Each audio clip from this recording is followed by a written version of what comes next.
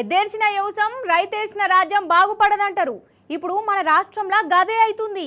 మన సర్కారు పనితనం చేయబట్టి రైతులు ఏడుస్తూనే ఉన్నారు. కంటి నిండా నిద్ర కూడా పోతలేరు. కష్టపడి పండించిన పంట మార్కెట్లా కుప్పలు కుప్పలుగా పేరుకుపోయినాయి. కొనే దిక్కు దివానం లేక రైతులు గుండెలు బాదుకుంటుర్రు. ఆగ చూడుర్రి.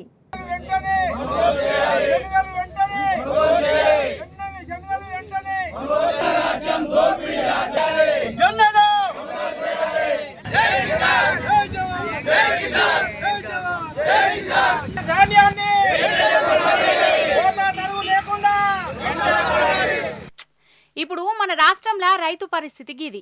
ఏ మార్కెట్ సెంటర్లో చూడు కుప్పలు కుప్పలు ధాన్యం పోషున్నాయి. ఇందిరమ్మ పాలనలో రైతులు పడుతున్న గోస గిట్లున్నది. అసలు ఇసొంటి కష్టం పవన్కి కూడా రానే రావద్దనిపిస్తుంది. రైతుల కష్టం సర్కారుకు కనబడతలేదా? రైతులంటే లెక్కలేదా? అరే సాగుకు సాయంగా ఉండరు. కమస్కం ఎరువులు కూడా యాళ్ళకియలే. సరే ఎట్లనో గట్ల తిప్పల పడి పంట పండిస్తే కొనేదందుకు కూడా సర్కారు ముంగటికి అత్తలేదు. కొత్త కొత్త కండిషన్లు పెట్టి కళ్ళ ముందే పంట సత్యనాశ అయ్యే కుట్రేషన్ చేస్తుర్రు. గిట్లనే అనిపిస్తుంది మరి.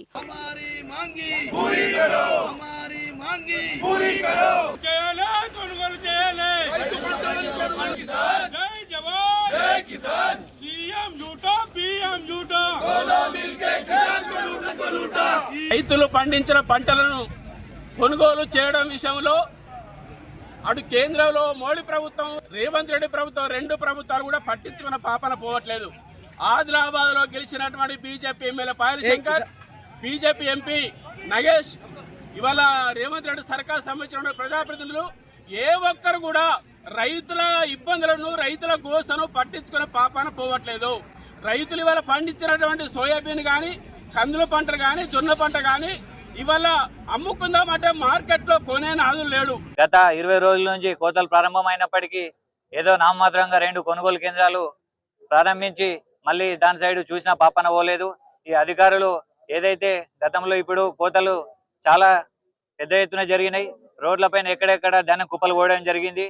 ఈ అకాల వర్షాలు పడి రైతులు నానా విధాలుగా నష్టపోతా ఉన్నారు. ఇప్పటికైనా అధికారులు కళ్ళు తెరిచి దీని మీద ఒక దృష్టి సారించి వెంటనే లారీలను పంపించి తూకాలు వేయించి అక్కడ రైస్ మిల్ల దగ్గర దించుకునేలా చేసి రైతులను సత్వరమే వారికి న్యాయం జరిగేలా చూడాలని చెప్పేసి కోరుతా ఉన్నాం. ఓ దిక్కు నడిమంత్రపు వానలతోని గోసవడ్డ రైతు, ఇంకో దిక్కు ఎర్రటెండల సంటర్ల ముందు గిట్లా ఎదురు చూస్తుర్రు. ఆఖరికి అమ్ముకునే తందుకు కూడా ధర్నాలు చేయవలసిన పరిస్థితి వచ్చాయి. ఈ ఊరు ఆ ఊరు, ఈ జిల్లా ఆ జిల్లా అని కాదు, ఈ పంట ఆ పంట అని కాదు, అంతట గిదే తాన్లాట. అందరు రైతులది గిదే గోస.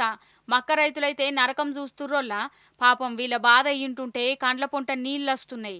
అడ్లు వచ్చి 20 రోజులు అవుతాను. 20 రోజుల నుంచి మ్యాచ్ 17, 18 రావాలంటారు. 11, 12 వచ్చినా కానీ తీసుకుంటలేరు. ఒక్క కాడ 18 వచ్చినా కానీ వీటిని నేర్పిస్తారు. మళ్ళీ కుప్ప పోసిన అడ్లను కూడా నేర్పిస్తారు. నేర్పించి ఏం చేస్తారు, అవి తాళైతానే అంటారు. 10, 11 వచ్చిన తర్వాత తాళైతానే అంటే ఎవరు ఒప్పుకుంటారు? బారదాని ఇవ్వంటే బారదాని ఇస్తలేరు. బారదాని ఇచ్చిరా, మళ్ళీ వడ్లు పోయినాయా, వడ్లు పోయిన తర్వాత అక్కడ కటింగ్ పెడతారు. అక్కడ మిల్లర్లు దించుకుంటలేరు, మరి మీకు కటింగ్ పెడతామని అంటారు. ఈ రైతు ప్రభుత్వం అని చెప్పుకునే రేవంత్ రెడ్డి ప్రభుత్వం ఇవాళ రైతులకు ఇంత బాధలైనా కానీ ఏనాడు ఒక రోజు స్పందించడం లేదు. ఎందుకంటే ఇక్కడ వరి కోతలకు వచ్చి 20 రోజులు అవుతుంది. వరకు ఒక క్వింటాల్ బస్తా పెరికెట్ సొసైటీ పరిధిలో ఇవ్వలేదు. ఇదే ఆర్మూర్ గడ్డ మీద ఆనాడు పిసిసి అధ్యక్షుడిగా వచ్చి నేను బోనస్ వరికి పంటకు 500 ఇస్తానని ప్రకటించారు.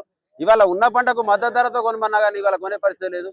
ఈ ఏసంగి పంట 6 గంటలు చేసి 6 నెలలు చేసి ఇవాళ రోడ్డు మీద పోస్తే రైతును ఆదుకునే పరిస్థితి లేదు. రైతులు కండ్ల పొంట నీళ్లు పెట్టుకుంటున్నా, పంట కొనమని కాలు మొక్కుతున్నా సర్కారుకు మాత్రం కనికరం ఉంటలేదు. సెంటర్లను తెరిపిస్తలేదు. ఎందుకంటే బోనస్ ఎగ్గొట్టే కుట్రనే ఇదంతా అని అంటుర్రు. ఇక సర్కార్ ఏదో చేస్తుందని చూస్తే అసలుకే మోసం వస్తుందని రైతులు ఎడ్డికి పావు షేరు లెక్క ప్రైవేట్ వాళ్ళకు అమ్ముకుంటుర్రు. అట్లా కూడా లుక్సాన్ అయిపోతుర్రు. కాదోళ్ళ నిజం చెప్పుర్రి, మన తెలంగాణ వచ్చినాక 10 ఏళ్లల్లా రైతులు గిట్లా ఎన్నడన్నా తన్లాడిర్రా? గింతగానం గోసవడ్డరా? అప్పుడు యాళ్లకు రైతు బంధు వచ్చేది, ఎరువుల కరువు అనేది ఉండకపోయేది. మన రైతులను చూసి కడమ రాష్ట్రాలోళ్ళు కుళ్ళుకునేది. పండుగ లెక్క నడిచింది వ్యవసాయం. కానీ ఇప్పుడు వ్యవసాయం చేసుడే దండగా నటి చేస్తుంది సర్కారు. గిట్లనే కోపానికి వస్తుర్రు రైతులు.